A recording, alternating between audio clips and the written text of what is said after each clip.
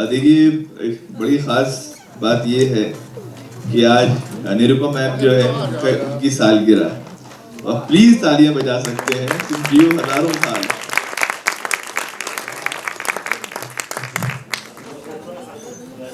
अब जो डिस्कशन है वो वेब सीरीज अभिनय के, सॉरी अभिनय के नया।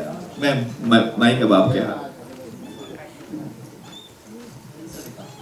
नमस्कार सभी प्यारे लोगों को बहुत बहुत नमस्कार। और ये कल भी हम यही सोच रहे थे कि पुणे में लोगों को दिन में जो वो स्पेनिश सिएस्टा होता है ना, उसकी बड़ा शौक है, लेकिन फिर भी आप लोग आए यहाँ संडे के दोपहर को, तो बहुत बहुत शुक्रिया। बहुत अच्छा लगता है यहाँ आके, और ख़ासकर नेशनल फिल्म आर्काइव, क्योंकि मेरा एक ऑफिस में से था जब मैं इंफॉर्मेशन ब्रॉडकास्टिंग मिनिस्ट्री में थी, तो यहाँ मैंने काफ़ी काम भी किया है। तो मेरा बहुत ही पसंदीदा ये ऑडिटोरियम और जगह है। और सामने जैसे फैज़ल भाई और चंदन जानते हैं, FTII भी है बगल में, तो ये बहुत ही हिस्टोरिक रोड और ये NFAI है। यहाँ आके वैसे हमें बड़ी खुशी होती है।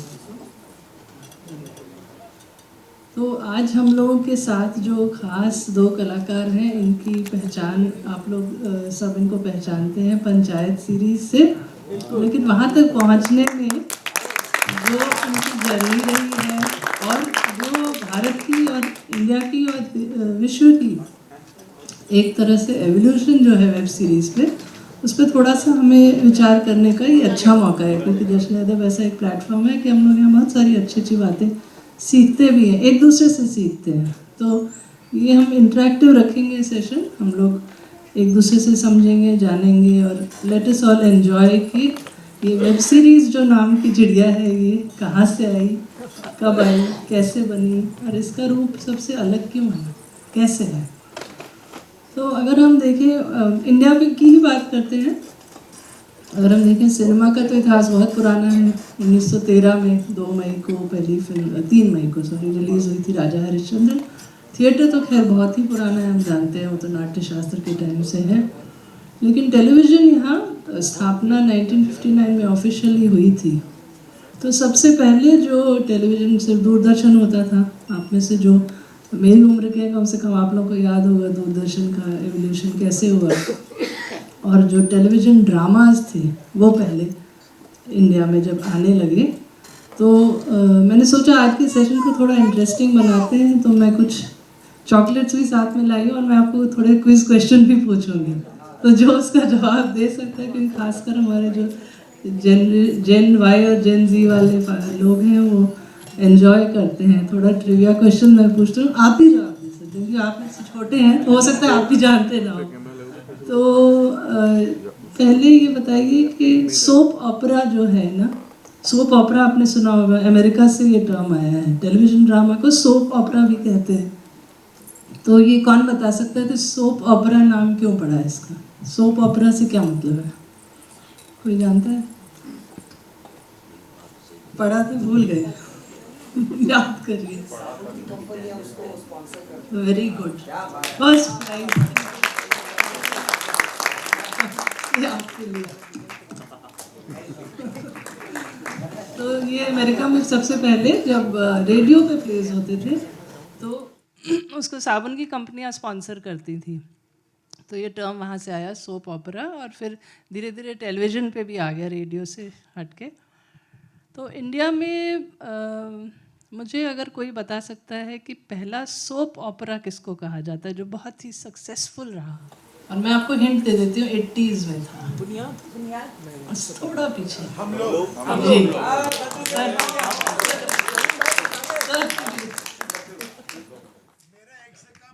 सर बाद में बचेगा तो एक और आपको दो।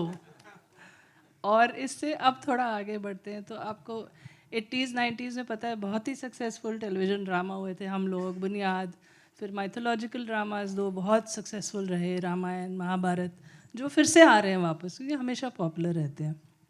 फिर कुछ क्राइम शोज़ आने लगे, कॉमेडी शोज़ आए, ये जो है ज़िंदगी, बड़े प्यारे शोज़ थे। तो फिर सैटेलाइट टीवी आ गया और खूब सारे चैनल हो गए, कहीं हद तक क्वालिटी गिर गई, और VCR भी आ गया। फिर आपको याद होगा एक दौर था कि सिनेमा से हटके और सिनेमा 70s का तो बहुत ही बुलंद था 70s तक, और उसी पे मेरी किताब भी आने वाली है 70s के सिनेमा पे। फिर 80s 90s में काफ़ी हमने देखा क्वालिटी ख़राब होने लगी, और वीडियो के चलते बहुत एक तरह से चालू जिसको कहते हैं, यहाँ के लोग समझते हैं वो चालू से मतलब क्या है इसका, काम चलाऊ, उस तरह का काफ़ी फिल्में होने लगी।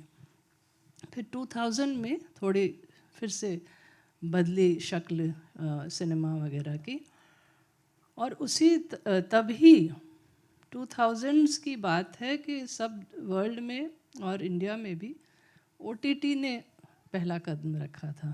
तो मेरा ये सवाल है कि OTT से मतलब क्या है, कौन बता सकता है? पूरा पूरा बताइए, इसका मतलब क्या है, हाउ इज़ इट? ठीक है, आपने पहला बता दिया over the top, why is it over the top? जो बता सकता है उसको एक प्राइज़।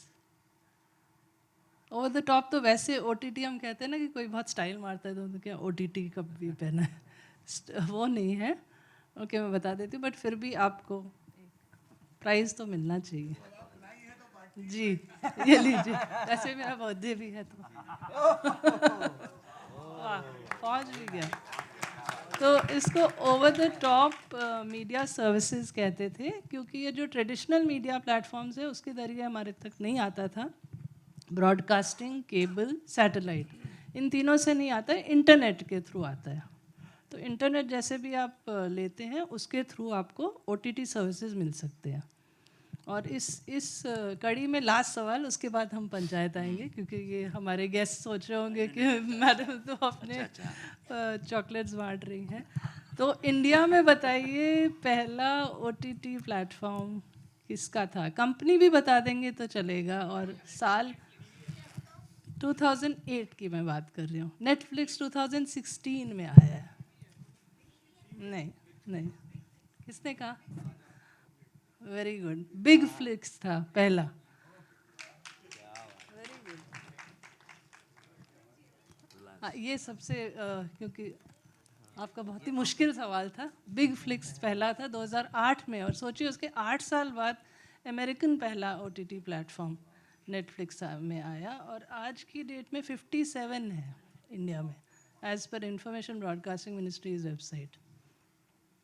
तो अब हम थोड़ा वेब सीरीज़ की तरफ आते हैं। तो अब आपने देखा, क्योंकि टेक्नोलॉजी के साथ साथ कंटेंट भी बदलता है, मैं उसी पे आना चाहती थी कि फिल्में भी बदली, और अब जो OTT हम देख रहे हैं, इनफैक्ट नेटफ्लिक्स जब आया था 2016 में, नेटफ्लिक्स की प्रोडक्शन कैन फेस्टिवल में एंट्री उन्होंने की थी, कैन ने उसको रिजेक्ट कर दिया था 2016 में, बोला ये फिल्म नहीं है।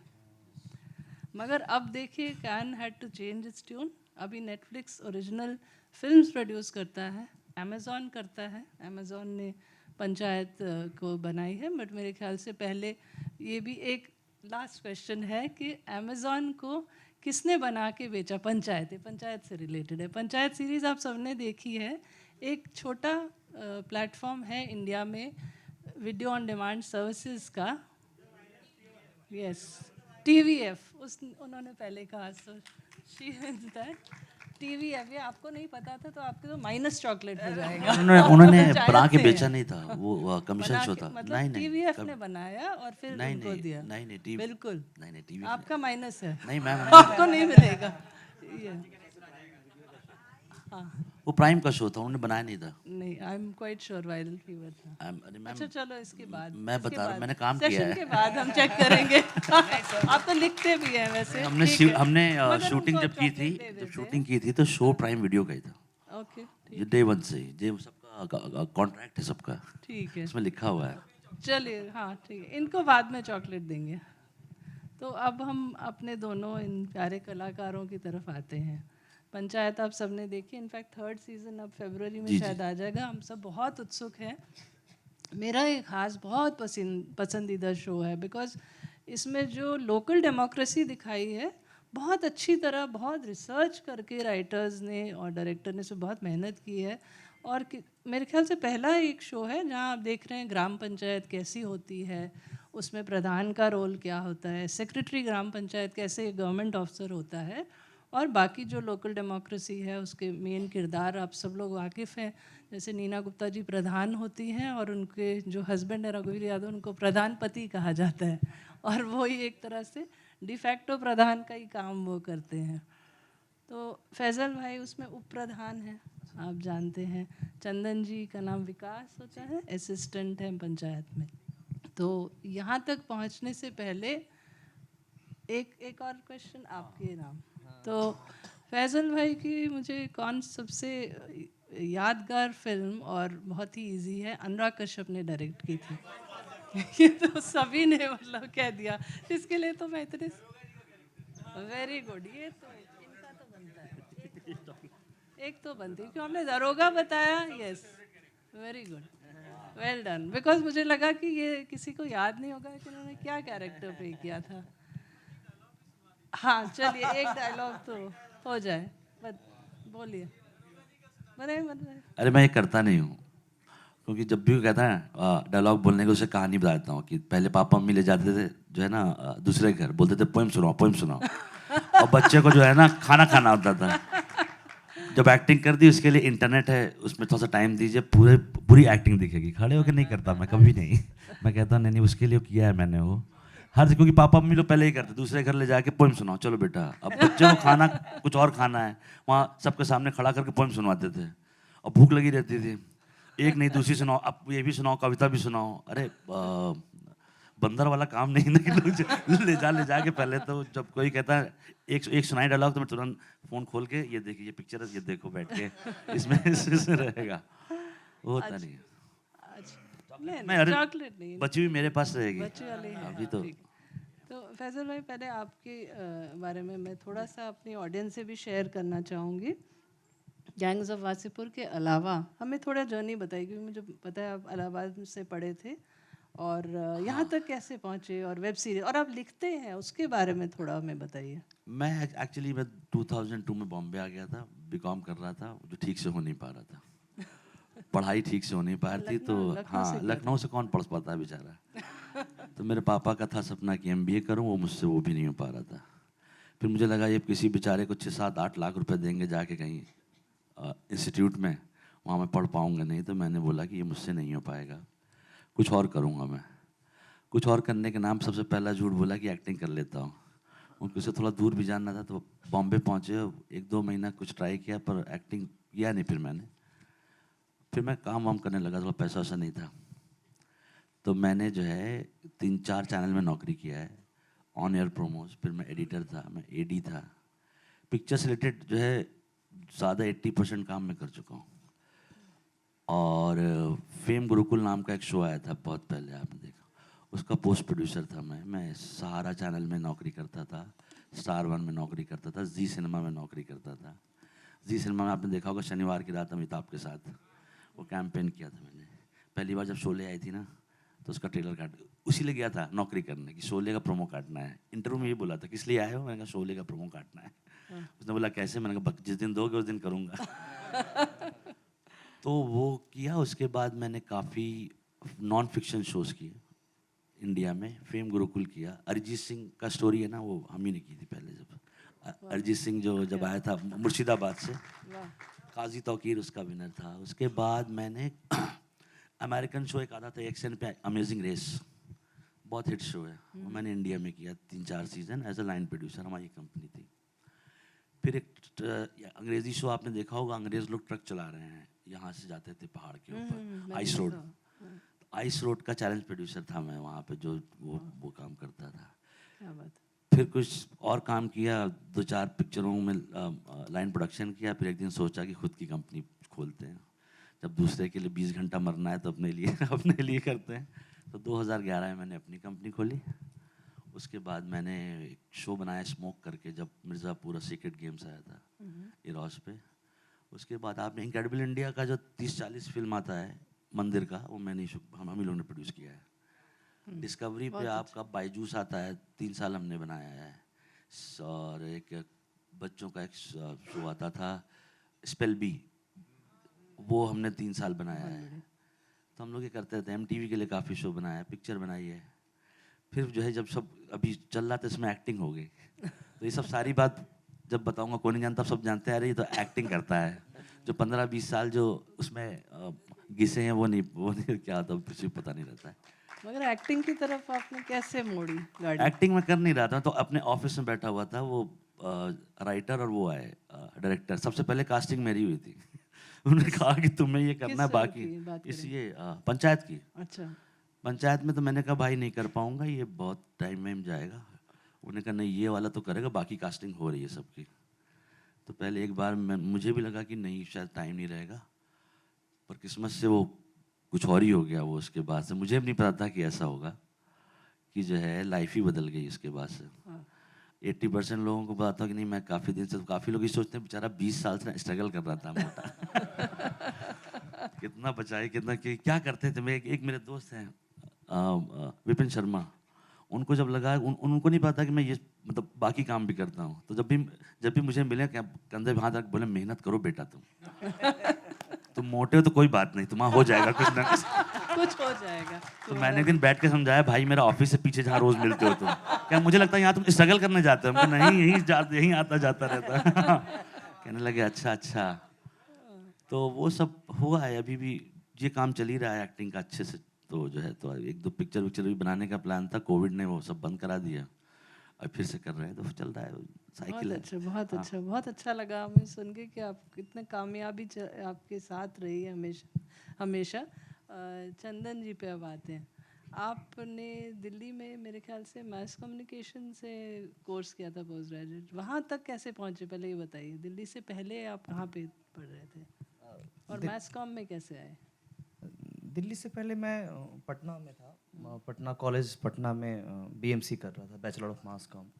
और मुझे मुंबई आना था, और ये था कि घर वाले तो पैसे देंगे नहीं मुंबई जाने के लिए, तो मुझे नौकरी करके थोड़े पैसे इकट्ठा करके मुंबई आना था।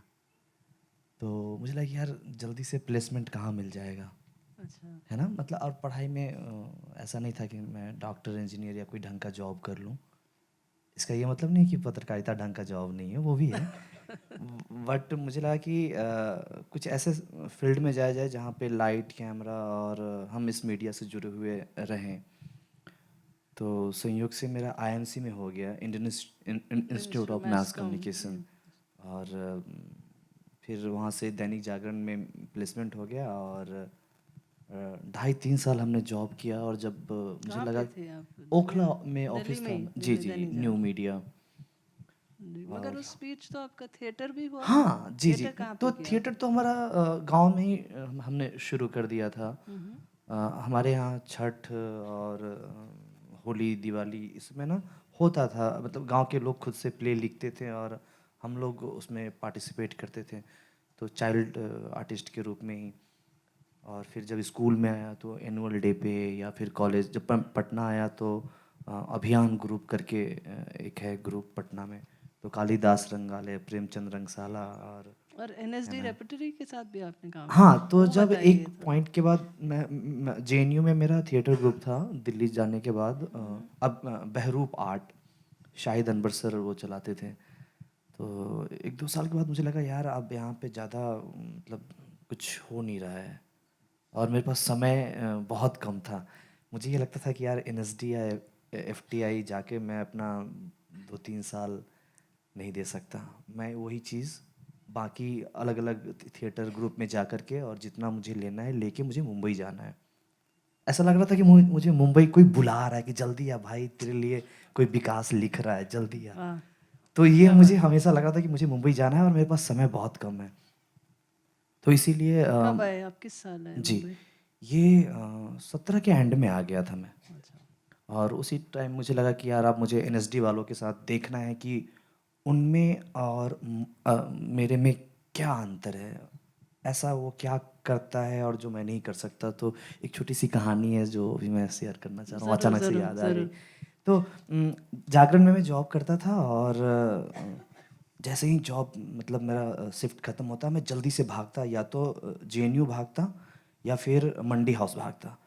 तो मेरा एक दोस्त विवेक, वो गेस्ट आर्टिस्ट के रूप में एनएसडी में एक प्ले हो रहा था रिचर्ड थर्ड, उसमें वो काम करता था। तो तो मैंने कहा कि यार सारे एनएसडी वाले हैं तो मुझे देखना है कि तू लोग काम कैसा करता है, मैं डिस्टर्ब नहीं करूँगा। तो एक बड़ा सा हॉल था, रिहर्सल रूम, और मैं एकदम कोने में जाकर के बैठ जाता और अपने बैग से पूरा यहाँ तक छुपा लेता ताकि मतलब मुझसे कोई डिस्टर्ब ना हो, है ना। और ये पूरे 7-10 दिन चले और मुझे लगा कि नहीं ठीक है यार, जैसा ये कर रहा है वैसे ही मैं कर रहा हूँ, और इनका अपना तरीका है करने का और मेरा अपना तरीका है। और एक पॉइंट पे लगा कि जो मैं कर रहा हूँ ठीक है, ये जो कर रहे हैं ये भी ठीक है। तो मैं ना ये सब भी हरकतें करता था कि देखूँ वो लोग कितना अलग है मुझसे। तो मुझे लगा कि ज़्यादा अलग नहीं है तो ये आ गया मुंबई। बहुत अच्छा। और जी। ये सुन के बहुत अच्छा लगा कि आपने एक पुकार सुन ली फिल्म की। और यहाँ मैं भी ये भी कहना चाहूँगी, और इस पे हम फैज़ल आपसे भी जानना चाहेंगे। थिएटर और फिल्म में हालांकि मीडियम अलग है, प्लेटफॉर्म अलग है, लेकिन जो थिएटर की ट्रेनिंग आपको टेक्निक सिखाती है, और ये खास मैंने इरफान भाई के जीवन में पाया है, क्योंकि इरफान भाई को मैं बहुत जानती थी करीबी से भी, और वो हमारे एनएसडी के बहुत ही मशहूर एलुमनस में से एक हैं। तो उनकी ये खासियत है, मतलब सभी लोग कहते हैं कि जब जैसे वो किसी और फिल्म में काम कर रहे हो बहुत सारे एक्टर्स के साथ, तो वो अक्षय कुमार ने कहीं कहा था एक फिल्म में कि मैं डायलॉग रट रट के पागल हो रहा हूँ यहाँ पे, और शॉट होता है रेडी, ये आता है बंदा, पोजीशन देखता है, कैमरा देखता है, लाइट देखता है, 2 सेकंड में वो समझ जाता है। बिकॉज थिएटर वाली जो उसकी ट्रेनिंग है ना, उसको याद रहता है कि पोजीशन मेरी ये है, ये यहाँ खड़ा रहेगा, ये यहाँ, लाइट यहाँ से आने वाली है मेरे पे, और मुझे इस तरफ देख के बोलना है। तो वो बताइए थोड़ा, थिएटर में आपको लगता है वो आप यूज़ कर पाते हैं टेक्निक्स जो आपने सीखे? जी मेरा थोड़ा सा अलग था इस पे कि मुझे ना सिर्फ ये था कि मुझे क्राफ्ट सीखना है। और हालांकि मुझे ये लगता है ना कि थिएटर और फिल्म थोड़ा अलग है टेक्निक को लेकर के। किसी भी करेक्टर को अप्रोच करने का तरीका दोनों में सेम ही है ना। लेकिन अब यहाँ पे कैमरा है तो मुझे कितना इधर लुक देना है, कितना इधर देना है, ये आपको सिनेमा सिखाता है ना। तो जब मैं पहली बार आया मुंबई तो ऑडिशन फर्स्ट टाइम दिया था, तो कैमरा यहाँ था और मैं पूरे ऐसे ऐसे घूम घूम के ऑडिशन दे रहा था। और उसने बोला भाई कैमरे में देख के दो, और मेरे लिए बहुत मुश्किल था कैमरे में देख के ऑडिशन देना, है ना। तो थिएटर ने मुझे सिर्फ डिसिप्लिन और बताया कि कैसे आप किसी कैरेक्टर को अप्रोच कर सकते हो, उस वहाँ तक जा मेरे सकते ख्याल हो। से एक्टर्स के साथ जो आपका रैपो होता है ना, टीम बिल्डिंग, जी वो जी जी। थिएटर में बड़ी स्ट्रांग होती है। हाँ होती है। कि आपको एक और दूसरे को देना पड़ता है हाँ क्यों। बट वो एक पॉइंट पे आपको ना फिल्मों में भी ऐसा हो जाता है, आपको पता है कि आप मेरे को एक्टर हो और हम फर्स्ट टाइम मिल रहे हैं, लेकिन आप ऐसा नहीं लगा कि हम फर्स्ट टाइम मिल रहे हैं और हम बहुत खूबसूरती के साथ हम ये सीन कर लेते हैं। तो अब ये आदत हो गई है, अगर हम फर्स्ट टाइम भी मिले तो आपको नहीं लगा कि हम फर्स्ट टाइम लेकिन आपसे मैंने मिले ये हैं। भी सुना है कि काफ़ी एक्टर्स ये होते हैं, इनका इतना ईगो होता है कि मेरा डायलॉग नहीं है तो मैं क्यों यहाँ टाइम वेस्ट करूँ, हाँ वो जाके अपने वैनिटी वैन में भी बैठ हाँ, जाते कई हैं। बार जैसे शुरू शुरू में मुझे एक दो बार ऐसा लगा था, लेकिन मैं बहुत तकदीर वाला हूँ कि जीवन की शुरुआत में बहुत अच्छे अच्छे एक्टर डायरेक्टर के साथ काम करने का मौका मिला। तो मेरी पहली फिल्म थी जो बाद में आई, वो था जामुन। मैं उसमें एक छोटा सा कैरेक्टर, नौकर का कैरेक्टर था, वो मैं कर रहा था, और रघुवीर सर मेरे को एक्टर थे उसमें। तो हमने डायलॉग लिया और रघुवीर सर ने मुझसे पूछा कि अभी तेरा क्लोज है और मैं चाहता हूँ कि मैं तुझे क्यों दूँ। मुझे लगा यार इतने सीनियर एक्टर मेरे लिए खड़े हैं, सिर्फ उनका कंधा भी नहीं है भाई, सिर्फ वो बोल रहे हैं। तो ये मैंने उसी समय ठान लिया था कि मैं जब भी मेरा सीन हो ना हो, मैं भी मैं क्यों मैं दूँ। फ्रेम में रहूँ ना रहूँ, लेकिन मैं अपने को एक्टर के लिए हमेशा खड़ा रहूँगा। बहुत अच्छी बात है। और ये बता दूं आपको, रणवीर यादव जी भी एनएसडी के ट्रेंड हाँ हैं जी। हमारे। तो फैजल, इस बारे में आप बताइए, आपने टेक्निक कैसे सीखा? जैसे आप पहली बार कैमरा में आए, कितनी मुश्किल हुई? क्योंकि आपने शायद ट्रेनिंग नहीं ली थी कोई नहीं, एक्टिंग मुझे की। एक्चुअली टेंशन नहीं हुई क्योंकि मैं इतने साल हो गया था मुझे देखते देखते प्रोडक्शन देखते करते हुए, देखते बिहाइंड क्योंकि मैं एडिट भी करता था तो एडिटर भी था, तो थोड़ा बहुत जजमेंट रहता है लाइफ में कि इतना, और वो प्रैक्टिकलिटी से बहुत कुछ आ जाता है। तो मुझे लगता है कि ये मतलब 600-700-800 दिन तो मैंने शूटिंग की है जीवन में, तो शूटिंग से टेंशन नहीं होता कैमरा देख के, प्लेसिंग पता होता है, अब जितना पता है कैमरा कौन सा क्या होगा। हाँ, परफॉर्मेंस का जो है टेंशन रहता है कि वो अच्छी होगी कि नहीं होगी। टेक तो मुझे पता होता है कि मुझे इतना पता लेफ्ट वाली लाइट कितने पावर की, वहाँ जनरेटर क्या लगा, इस क्या करेगा, ऐसा क्या होगा, वो क्योंकि करते करते करते करते कई दिन कई महीने में समझ में आता है। हाँ, थिएटर जो प्लस पॉइंट क्या होता है कि उसमें रिटेक नहीं होता है, वो परफॉर्मेंस होगी दोस्त। अगर आप अच्छे आर्टिस्ट हैं तो लोग आपका प्ले देखेंगे और तुरंत फीडबैक फिल्म भी में। हाँ, मिल तुरंत जाता है। फीडबैक मिलेगा। तालियां इसमें क्या है कि एक मिलेंगी। सीन खराब है, कट करके वापस से कर लिया। बिल्कुल। आप अपने आप को वापस से रिफाइन कर सकते हैं, थिएटर में आप नहीं कर सकते हैं। तो वो जो ट्रेनिंग होती है वो बेस्ट होती है। हाँ, इसीलिए जो हम जितने भी अच्छे अच्छे लोग जो एक्टर हैं हमारे लाइफ में, उनको देख के ये करना चाहिए कि वो ट्रेंड है इसलिए वो यहाँ तक पहुँचे हैं। आज की डेट में चलिए इरफान भाई नहीं है, पर सच में मतलब एक आर्टिस्ट का जो है मिसिंग होता है, लगता है कि वो होते तो ऐसा होता। पर उसकी दूसरी तरफ देखिए मनोज बाजपेयी ने जो एकदम ही अलग ही कोहराम मचा रखा है। बहुत बढ़िया। वो क्यों है? क्योंकि उन लोगों को पता है वो किस दुनिया से आए हुए हैं और उनको ट्रेंड है वो लोग, और वही काम आता है। क्योंकि वो हर बार, क्योंकि वो बेचारा जो आर्टिस्ट होता है थिएटर का, वो अपनी वो उस परफॉर्मेंस में उतनी एनर्जी डालता है जो पहली और आखिर की तरह होता है, क्योंकि उसमें नहीं हो सकता रिटेक, उसे अच्छा ही करना पड़ेगा। एक बार एक्शन हुआ और घुसे प्ले में तो एंड करके आना, बोल नहीं सकते सॉरी मैं 2 मिनट में आया, भूल गया हूँ, माफ कर दीजिए, नहीं सकता है। तो दैट्स वो ट्रेनिंग जो नहीं है मेरे पास। हमेशा अफसोस होता है कि नहीं है, पर वो होनी चाहिए। मुझे लगता है कि मैंने पहले भी यहाँ पे कहीं और बोला था कि थिएटर को तो 5वीं क्लास से पढ़ाना चाहिए एज अ नॉर्मल कोर्स की तरह। बच्चों के लिए अच्छा होता है, इंसान आदमी अच्छा बनता है, पर्सनालिटी अच्छी हो जाती है। हाँ, 5 से लेके 12 तक अगर कंपलसरी हो जाए तो मज़ा आ जाए। और इसलिए नहीं कि आर्टिस्ट मतलब क्यों नहीं कर रहे हैं लोग, पता नहीं है, पर होना चाहिए। और एक जो डिसिप्लिन और टीम हाँ, वर्क की मैं बात कर रही थी, जी। क्योंकि आपको हर चीज़ करनी है। कॉस्ट्यूम डिपार्टमेंट में भी हेल्प करना है, झाड़ू लगाना पड़े वो भी लगाना है, चाय बनानी है बैक स्टेज वो भी बनानी है, सबके लिए। कोई छोटा कोई बड़ा नहीं होता। अभी जैसे लोग ये क्लास करते हैं ना, विस्लिंग वुड्स और ये सब, उनके पापा मम्मी उनको पैसा दे देते हैं, फिर एक मैकबुक प्रो दिला देते हैं, फिर एक कैमरा दिला देते हैं 5D, तो आधा डायरेक्टर वो पहले ही बन जाता है। और हम लोग का बहुत पुराना एक जोक है, तो हम लोग यहाँ पे सबको लाते थे ट्रेनिंग की तरह, उसको बोलते जाओ कलर बार लेके आओ। तो कुछ बच्चे भागने लगते थे कि कहाँ मिलेगा सर, 2.5 किलो ले आऊँ? मैंने कहा हाँ ले आओ, जल्दी से ले आओ।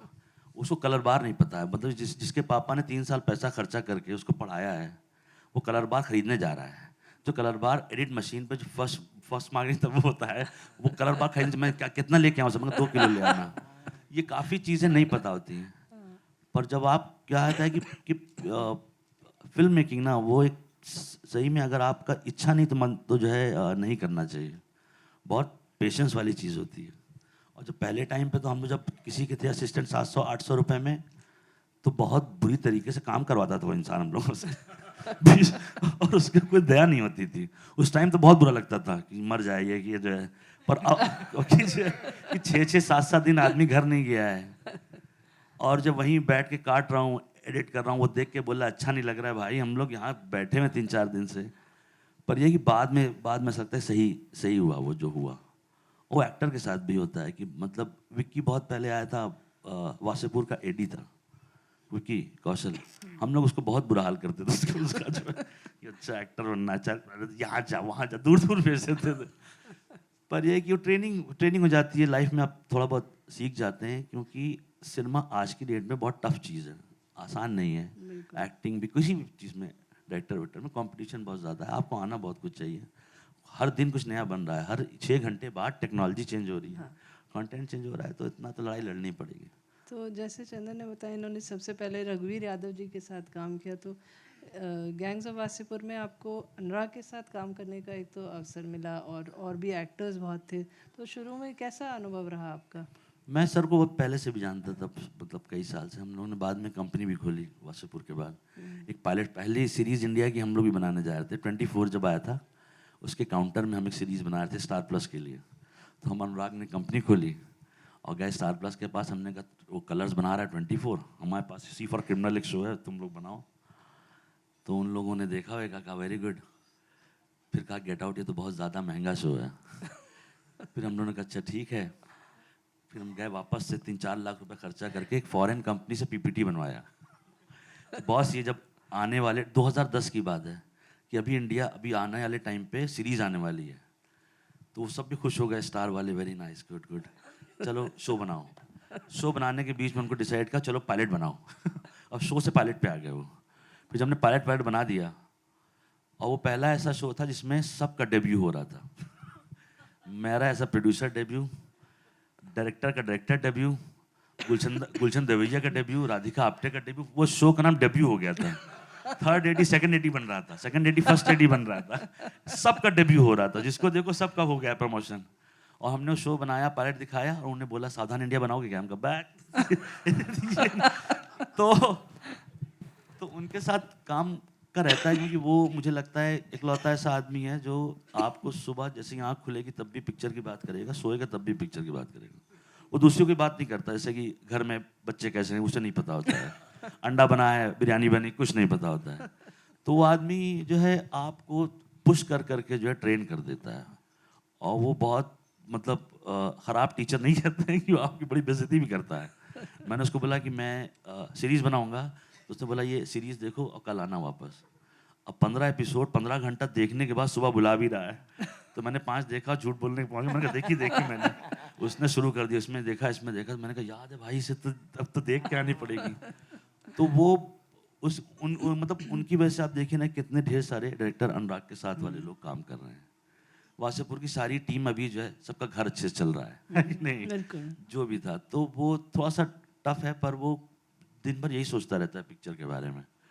और वो एक चीज़ उसने मतलब बहुत साल पहले गेम ऑफ थ्रोन्स मुझे डाउनलोड करके दिखाई थी। मैंने 2005-6 में शुरू किया है सीरीज़ देखना, वायर। और मुझे वायर जाया था जब, तो मैं देख के पागल हो गया कि ये लोग ये बना रहे हैं, हम लोग ये बना रहे हैं। और ऐसा था। फिर बोर्ड वॉक एम्पायर करके एक शो आया था HBO, जिससे आया था लॉन्च होम बॉक्स ऑफिस का।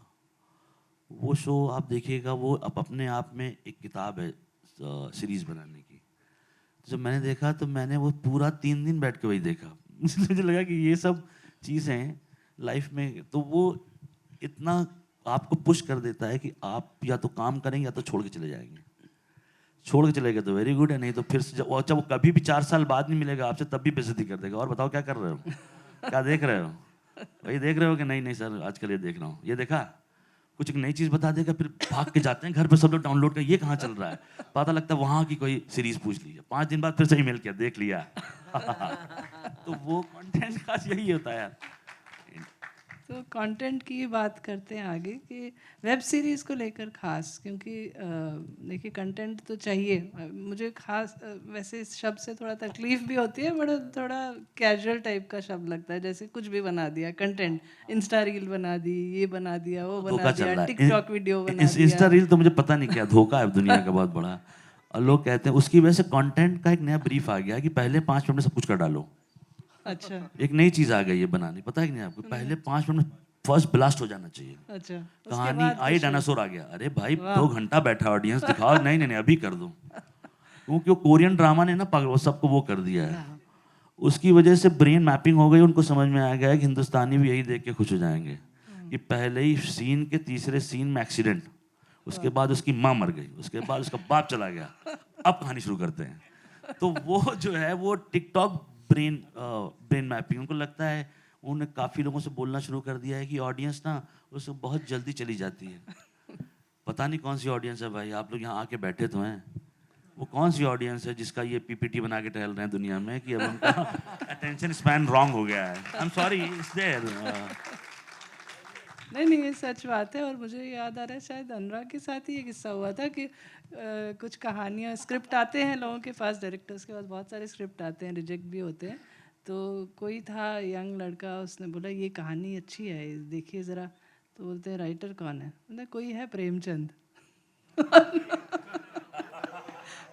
तो ये हाल है। आप सोचिए कि जहाँ क्वांटिटी ज़्यादा होती है वहाँ क्वालिटी अक्सर मात खाती है। चंदन, इस बारे में आप कुछ शेयर करना चाहेंगे? कंटेंट आप किस तरह का पसंद करते हैं? वेब सीरीज़ वगैरह आप ही देखते होंगे? हाँ मैं देखता हूँ, बट अनुराग की तरह डंडा कोई नहीं मारता हो, पर फिर भी शौक से। उन्हें मुझे मैं खुद को डंडा मारते रहता हूँ, लगता है यार तू ये नहीं कर रहा, तू ये नहीं कर रहा, तुझे करना चाहिए। बट कोई ख़ास तरह का मुझे ऐसा नहीं कि ये पसंद है। हाँ, जो सीरीज़ या फिल्म है मतलब सही है वही देखता हूँ, जो लग रहा है कि नहीं यार ये सही है। बट कोई एक ख़ास टाइप की का नहीं देखता कि यार मुझे इसी तरह के कंटेंट देखने हैं ना, जो सही है वही देख लेता हूँ। जैसे कोविड के टाइम मेरे साथ खासकर ये हुआ कि मलयालम फिल्में खूब हमने देखी ओटीटी पे, क्योंकि सडनली एक ओटीटी पे ये एडवांटेज है कि आप सबटाइटल प्रिंट बहुत बढ़िया मिल जाता है, और जो भाषा आप तक पहले नहीं पहुंच पाती, शायद आप नहीं समझ पाते, चाहे बंगाली हो, मलयाली हो, उड़िया हो, अब आपको अच्छे सबटाइटल हिंदी इंग्लिश दोनों में मिल रहे हैं, तो वो हम खूब सारी देखते हैं। मगर एक और थीम जो मैं थोड़ा सा डिस्कस करना चाहूँगी, खासकर क्योंकि आप तो गैंग्स ऑफ वासेपुर का हिस्सा भी रहे हैं, कि वायलेंस क्योंकि अब काफ़ी डिस्कस हो रही है। आज लेटेस्ट तो फिल्म एनिमल का जिक्र है ही, बट मैं वेब सीरीज़ की वायलेंस पे बात करना चाहती हूँ थोड़ा, क्योंकि ये एक तरह से चिंताजनक भी है कि अब हम लोग सोसाइटी में भी रियल लाइफ में भी इतना वायलेंस हम लोग देखते हैं, पढ़ते हैं, यू गेट इन्यूर्ड, आप एक टॉलरेंस लेवल इतनी ज़्यादा हमारी बढ़ गई है, हम रोज़ ही ख़राब खबरें पढ़ते हैं, यहाँ मार काट, वायलेंस, रेप, असॉल्ट, तो हम लोग की वायलेंस एब्जॉर्ब करने की शक्ति बढ़ गई है इन अ वे, इसलिए वेब सीरीज़ में भी वायलेंस बहुत ज़्यादा आ रही है। लेकिन आपको लगता है कि ये चिंता का विषय, जैसे अब पाताल लोक ले लीजिए, आप मिर्ज़ापुर ले लीजिए, जो काफ़ी वायलेंट कंटेंट है, और उसको लेके ऑब्वियसली गवर्नमेंट भी चिंतित है, और ब्रॉडकास्टिंग रूल्स में शायद अब ओटीटी को रेगुलेशन करने की भी बात चल रही है।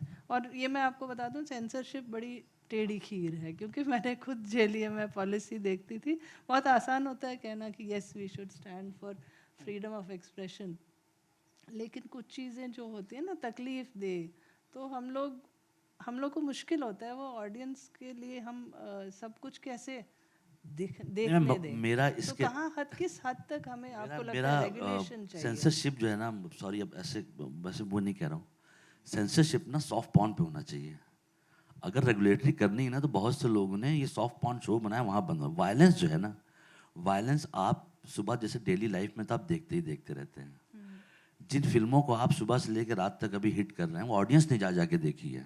हिंदुस्तान का इतना बजट नहीं जितना देश को बचाने वाली पिक्चरें बन रही हैं। माँ कसम, हर एक आदमी देश बचा रहा है, कभी ये बन रही, कभी वो बन रही, नॉर्मल कहानी बनी नहीं रही है, क्योंकि ऑडियंस वो चाह रहा है। एक हीरो आता है 500 लोगों को मार देता है। आप पिक्चर हॉल में जाके देखते हैं ना, केजीएफ कौन देखने जाता है? वो 1700 लोगों को मारता है बेचारा, वो 2-3 पिक्चरों से मार रहा है, उसको एक ब्लेड नहीं लगता है। And that is the film which audience went and said कि wow what a great film. उसका थोड़ा सा extended version, real version OTT में आ गया, वहाँ भी खून खच्चर हो रहा है। वरना इतने साल से रजनीकांत 1000 लोगों को तो मारते ही ना पिक्चरों में, और उसको देख के हम ताली बजाते हैं। ये ऑडियंस ने तो बनाया ना, उसका एक वर्जन अगर क्राइम पे आ गया, क्योंकि वेब सीरीज जो है एक तरीके का एक प्लेटफॉर्म बना था जो आपको दुनिया की जो रियलिज्म कहते हैं ना, उसको आपके सामने लाने का। क्राइम होता है, गाली हम सब बकते हैं, तो उसमें भी गाली है, पर ओटीटी के नाम पे बहुत भयंकर सॉफ्ट पॉर्न चला हुआ है, उसके लिए मैं बहुत अगेंस्ट में हूँ। वायलेंस उतना जितना वो नहीं करेंगे जितना ये ऐसे 50-60 शो बने थे जिसको किसी ने जो है रोका नहीं बढ़ के आगे, वो जो है रॉन्ग है, और चल भी रहे हैं। कौन वो जो कंपनी है वो एक बार आई थी, वो कहने कुछ शो बनाओगे हमारे लिए। हमने कहा मेरे माँ बाप देखते हैं, मैं यहाँ से भाग जाओ नहीं तो तुमको मारूंगा बहुत। एक तो तुमने बताया नहीं तुम कौन हो, वो बाद में बताया कि मैं वो वाले चैनल से आया हूँ। मैंने कहा अरे तो तुम बना रहे हो, बर्बाद कर रहे हो। पर हाँ, जैसे कंटेंट, हाँ हमारे क्या है कि अगर कभी कभी गाली तब लिखी जाती है, 2 तरीका होता है, या तो आपके पास उसके बाद कहानी नहीं बची है, या आप खत्म हो चुके हैं, या तो अब सीधी बात हो तब फिर जरूरत, वो है रॉन्ग, वो मैं मानता हूँ। पर पूरे टाइम आप जितनी भी अभी हिट फिल्में हुई हैं, उसमें शुरू से लेके एंड तक सिर्फ घूसा लात है, आप देख लीजिए। 1000 एनिमल को मैंने जब उस दिन देखा, मैंने देखी तो मुझे लगा उसको सीरीज होना चाहिए था, क्योंकि वो 4-5, 3.5-4 घंटा देख के मुझे लगा कि भाई ये पूरी बात नहीं कह पाया, क्योंकि वो पिक्चर में एक्चुअली क्या था कि वो समझ में नहीं आ रहा था पापा को बचाना क्यों चाह रहा है। अच्छा, वो मैंने, क्योंकि लोगों ने काफ़ी बोला कि थोड़ा सा मिसोजिनिस्ट है, जो वो अलग खेल है। पहली लड़ाई तो ये कि पापा को बचा रहा है, पापा के पैसे से लोगों को जाके मार रहा है। भाई वो इतनी चीज़ें कर रहा था, पापा के पैसे से तो कर रहा था ना, किस बात का वो था वो कि मेरे पापा से मेरा झगड़ा है, पर उन्हीं के प्लेन में बैठ के जाके मर्डर कर रहा है, और पापा घर में बैठ के बोलने क्या कर रहा है यार, तू पागल है क्या? ऐसा तो नहीं होता है। तो वो वैसा, वो उसको मुझे लगता है 4 से 6 पार्ट की उसको बनानी चाहिए सीरीज एनिमल। तब समझ में आया कि कौन भाई कैसे मार रहा है, कैसे क्या क्या हो रहा है, क्योंकि जैसे ही कुछ नहीं हो पा रहा था उसमें एक्शन हो जाता था। वो अपने ही होटल में 250 लोगों को मार चुका है, क्यों आए थे वो लोग मुझे पता ही नहीं चला। और फिर एक गूंगा भाई है उसका, उसकी अलग अलग कहानी, उसके ऊपर एक पूरा एपिसोड हो सकता है कि ये जो मतलब कि बॉबी डोल है कौन। हाँ, नहीं पार्ट नहीं कह रहा हूँ, सीरीज होनी चाहिए 6 पार्ट की। अच्छा। वो एनिमल पार्क बनाएंगे जैसा, मैंने कह रहा हूँ इसी को बना देते सीरीज, इतना शूट किए थे ना 6-7 घंटे का था, मुझे समझ ही नहीं आई। वो जब भी लड़ाई हो रही बेफालतू की। तो मैंने अभी एक अच्छा शो देखा बीफ करके, वो आपको देखना चाहिए। देखा है मैंने। हाँ, वो एक नई राइटिंग है। तब लगा कि इसे कहते हैं न्यू एज राइटर ये लिख रहा है, क्योंकि वो इतनी अच्छी लिखी हुई है वो कहानी है। आप प्लीज आप लोग देखिए नेटफ्लिक्स पे, वो छोटी सी चीज पे शुरू होती है और स्क्रीन पे ही उल्टा कर दो, ट्रीटमेंट ही उल्टा। मैंने राइटिंग का इससे अच्छा वो अभी तक तो नहीं देखा जितना है उसमें। रोड रेज पे जो है ना, रोड हाँ, रेज। बहुत बढ़िया। क्योंकि देखिए आज से सीरीज जो हिट है जिसे कहते हैं ट्रू डिटेक्टिव, वो अगर देखा जाए तो 8वां साल है उसका और सीजन 4 आ रहा है। वो 8 साल से अपने ऑडियंस के साथ जो है करेक्ट है। तो कौन कहता है कि राइटिंग अभी चेंज हो गई है। एक सीरीज जब बनती है 7-8 साल हिट होती है, 7-8 साल उसका एक ऑडियंस होता है। ब्रेकिंग बैड 2013 में क्या कोई और था क्या इंडिया, या कोई और लोग थे क्या? 2018 तक उन्होंने दिखाया वो शो, और उसका फिर प्रीक्वल भी बना, प्रीक्वल बनाया। Better Call Saul. हाँ, अब आप देखिए कि वो ऑडियंस उसके साथ है। हाँ, अभी मैंने ट्रू डिटेक्टिव देखा, एपिसोड 1-2 देखा मैंने, मतलब मैं उसका फैन हूँ उस शो का। मैं 3-4 बार देखता हूँ एक एपिसोड उसका, क्योंकि वो जब भी कुछ करते हैं कुछ ऐसा रहता है। फिर मैंने कोई सीरीज अगर आपको मजबूर कर दे कि उसी किताब पढ़ने लगो, फिर वापस सीजन 1 देखने जाओ, फिर सारे सवाल लिख के दूसरे से बोलो यही है ना। जैसे काफी बार होता है ना कि नहीं समझ में आ रही, दूसरे से पूछ लो कि भाई वो मर्डर होगा कि नहीं होगा। तो रात में 2 बजे किसी को फोन करें, यार तुमने देखा है क्या? नहीं देखा, देखो ना फिर बताता हूँ। 3 बजे फिर देख लिया, यार ये वाला सीन क्यों किया था उसने? अब वो कह रहा भाई सोने दो, रात में सुबह बात करेंगे। तो वो आपको अगर ऐसी चीज जो है मजबूर कर दे तब उसे बेस्ट कहते हैं। गुड राइटिंग है। गुड राइटिंग, हाँ। अब उसके लिए जिन लोग वायलेंस है, वो वायलेंस को ऑर्डिनेंस सेट की और वायलेंस है कंट्री में, लोग ऐसे कर देते हैं। पर मुझे लगता है उससे ज़्यादा खराब होता है वो जो एक सॉफ्ट पॉर्न चला हुआ है। मैं बार बार इसलिए कह रहा हूँ कि वो रॉन्ग है, वो अवेलेबल बहुत आसानी से। भाई वो शो बना रहा है, उसके आगे लिखा है, माँ बाप को पता है मिर्ज़ापुर एक वायलेंस शो है, पर कोई XY शो जो आपकी दुनिया में भी नहीं है, वो प्रमोट हो रहा है साइड में आपके बच्चे के किसी लैपटॉप में कहीं पे, वो रॉन्ग है। वो आपको फीड किया जा रहा है और उसकी छोटी छोटी रील है जो आपके पास हैंडी है, उसमें तो वो जो उसका टेक है वो नहीं बोल रहा है ना कि बच्चा 8 साल का इसके लिए मत देखो, वो आपको दिखाया जा रहा है। तो AI आपको जो है वो तो वैसे उसको कंट्रोल करना चाहिए मेरे हिसाब से, वरना एनिमल के बाद अभी तो बनेगी कुछ ना कुछ और ही पागलपन। मुझे बड़ा अजीब सा लगा कि जब वो बना रहा था खा क्या रहा था कि ये वो सबको मार ही रहा है। मतलब जॉन विक है ना, जॉन विक भी बहुत सेंसिबल कैरेक्टर है, ये बेचारा मारे जा रहा है, हार्ट इसका चेंज हो गया, फिर चला गया मारने, फिर वो मार के वापस आ गया, फिर ये KGF नहीं है। मुझे लगता है KGF कौन देखता होगा? 17-18, मैंने तो एक बार गिन रहा था 1223 लोग मारे थे उसने। अगर मारने नहीं कहते हैं भाई, मारे हाँ, मैं चेक फ्रेम कर, मैंने कहा ये मारा 6, ये मारे 12। एक आदमी इतने लोगों को मार देता है और उसको ब्लेड भी नहीं लगता है, और उसकी 14-15 बार तो एंट्री होती है, रा रा रा रा, वो हर बार एंट्री कर रहा होता बाल ऐसे करके। क्या कॉमेडी सुना? नहीं, बहुत बढ़िया। चंदन, आप कुछ कहना चाहेंगे इसको लेके, वायलेंस और वेब सीरीज और फिल्म्स में? देखो मुझे क्या लगता है ना कि चलो आप लोग बोलकर इंडिया में नहीं भी बनवाओगे, लेकिन इंटरनेट है, बाहर के लोग बनाएंगे, आप देखोगे ही। बट मुझे ये लगता है कि यार हर तरह के कंटेंट बनने चाहिए। मैं थोड़ा इसको दूसरी नज़र से ये देखता हूँ कि अगर कोई एक फिल्म सीरीज़ या कुछ भी बन रहा है तो उसके पीछे 150-200 लोग काम करते हैं और लगभग 1200 से 1500 लोग का घर चलता है। बिल्कुल, है ना?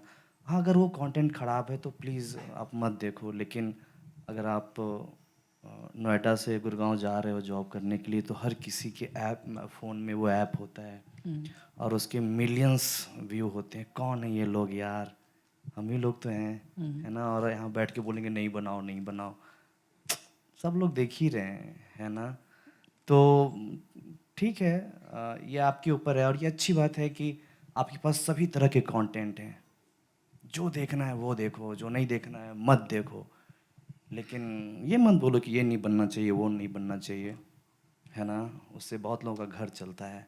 नहीं, बहुत चलने अच्छी दो। बात कही आपने। और ये खासकर ऑडियंस की भी एक जिम्मेदारी होती है। जी, आप तो मत हाँ, देखिए खराब बिल्कुल, फिल्म, मत देखिए बिल्कुल। खराब वेब बट सीरीज, उसके ये तो मिलियंस आपकी व्यूज चॉइस। आते हैं और वो कौन है? हाँ, न्यूज़ देखते हैं ना हम लोग, इससे बड़ा एंटरटेनमेंट क्या है आज की डेट में, फ्री वो में तो है वो। न्यूज़ चैनल आज एंटरटेनमेंट चैनल इससे बोले जाने भयंकर चीज चाहिए कुछ थे। चल नहीं रही है कि वो चल रहा है उधर कुछ, और शोरी है वो। मैं तो एक स्टूडियो से एक बार सुन रहा था, स्टूडियो गया था तो मैंने कान ऐसे सुना कि ये जो जोर से बोल रहा है, क्योंकि आप टीवी पे तो आपका मिक्स है, पर वो अंदर भी चिल्ला रहा था।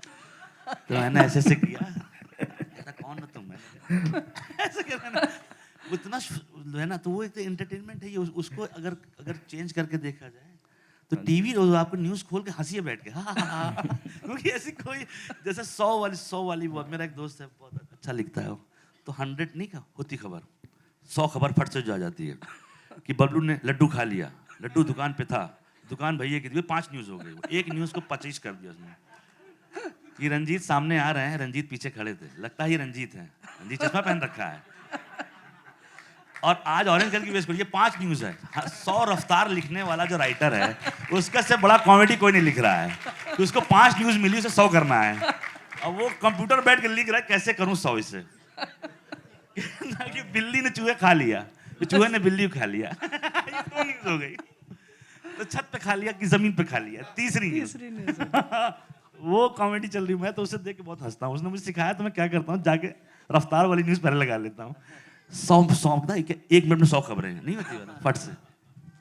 हर खबर के कितने रुपए मिलते हैं उसी हिसाब से खबरें। कितना सोचता होगा ना वो कि आज सर ने मुझे जॉब दिया है 9 o'clock पे, मुझे 100 खबर करना है, सुबह से लिख रहा होगा वो, देश भर में 100 हुआ क्या, वो आगे गए, बढ़े, रुके, उसमें 5 न्यूज़ डिवाइड करनी है उसे, और वो राइटर है जिसको कंप्यूटर पे काम दिया है ये।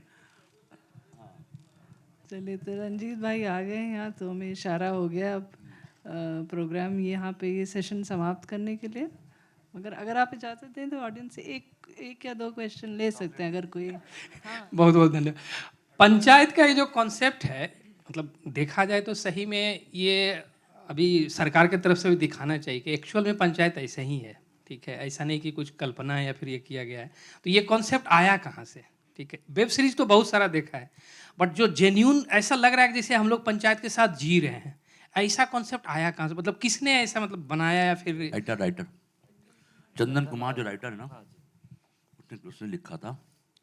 और जैसे हम लोग की कहानी, जैसे हम कहते हैं ना कि गांव का लड़का शहर गया, शहर का गांव आया, ये बेसिक थॉट था।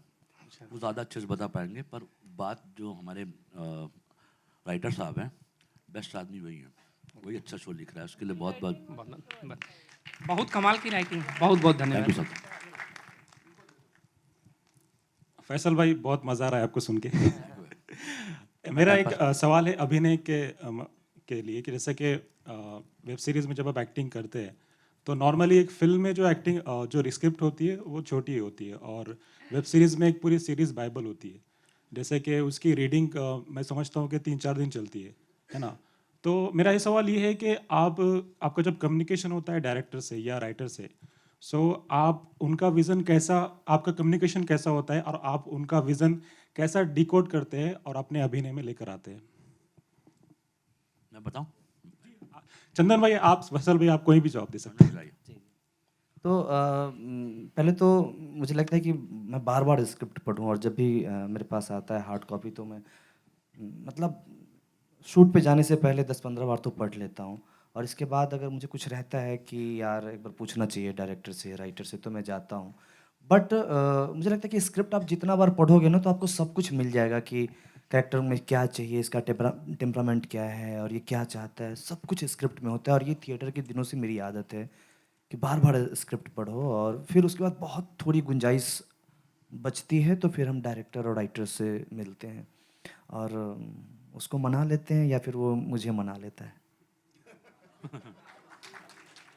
उसका प्रोसेस क्या है कि सीरीज जब आपके पास आती है तो उसका आपका एक जर्नी होता है, बहुत लंबा होता है, वो सोच के डिवाइड होता है वो। और जो आदमी सीरीज जब लिखता है, मैं चॉकलेट खा रहा हूँ इसलिए ऐसे तो फिर तुम कहोगे उठ जाओ दोनों चीज़ का साथ कर रहा हूँ ना। तो सीरीज में क्या होता है, कभी कभी अगर आपके पास पूरा एपिसोड है, जब भी आपको जब कैरेक्टर सुनाया जाता है और जहाँ तक वो कैरेक्टर जाएगा, ठीक है, तो होगा कि एक आदमी यहाँ था और यहाँ पे जाने वाला है। तो मेरे हिसाब से मैं तो अगले दिन से, जब अभी जैसे जैसे कहानी मिलती जा रही है, तो रोज़ ही पड़ा रहता हूँ उसके पीछे, जिसने लिखा है कि भाई ये क्यों किया था, ये क्यों किया था, ये क्यों किया था, क्योंकि मुझे स्टेप बाय स्टेप उसको वहाँ तक लेके जाना है। क्योंकि शूटिंग तो एक साथ ऐसी नहीं होगी ना, लीनियर शूटिंग होगी कि एक ही दिन में 4 सीन लगा है, एपिसोड 3 का लगा है, 5 का लगा है, 7 का लगा है, लोकेशन एक है ना। मुझे ये जज करते रहना है कि बहुत से कहीं भागू ना दाएं बाएं, कहीं कि जो 2 में कर रहा है कहीं ऐसा ना हो कि एकदम ही 6 में अलग ही कुछ हो रहा है। तो वो आपको ब्रेक करना पड़ता है अपने दिमाग में, अपने कैरेक्टर को। फिल्म में आपके पास 120 पन्ने की स्क्रिप्ट है, आपको पता है ये सीन है, इसका मादा ये होने वाला है, पर्पस ऑफ सीन ये है, कैरेक्टर ये कहेगा, ऐसा होगा। तो बस आप जाइए पढ़ के सीधा धड़ाक से अटैक कर दीजिए, जो होगा देखा जाएगा ऐसे। बहरहाल बहुत बहुत शुक्रिया हमारे सभी मेहमानों का, और जो कुछ हम जानना चाहते थे वेब सीरीज़ के ताल्लुक से और जो नहीं जानना चाहते थे वो भी हमको मालूम हुआ। बहरहाल कंटेंट और ओवरऑल जो बातचीत थी वो जाहिर है कि बहुत ज्ञानवर्धक थी, बहुत कुछ सीखने को मिला। आप सभी का शुक्रिया। और मैं बस, ये एक रस्म भी है और याद रहे हम आपको इसलिए भी कि आप हमारी ये यादगार जो है अपने साथ रखें।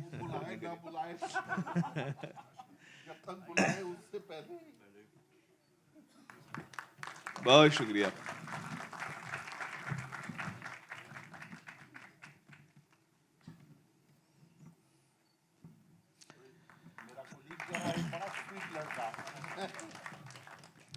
एक बार फिर बहुत बहुत मुबारकबाद मैम आपको सालगिरह की। और मैंने चुपके से केक खा लिया है।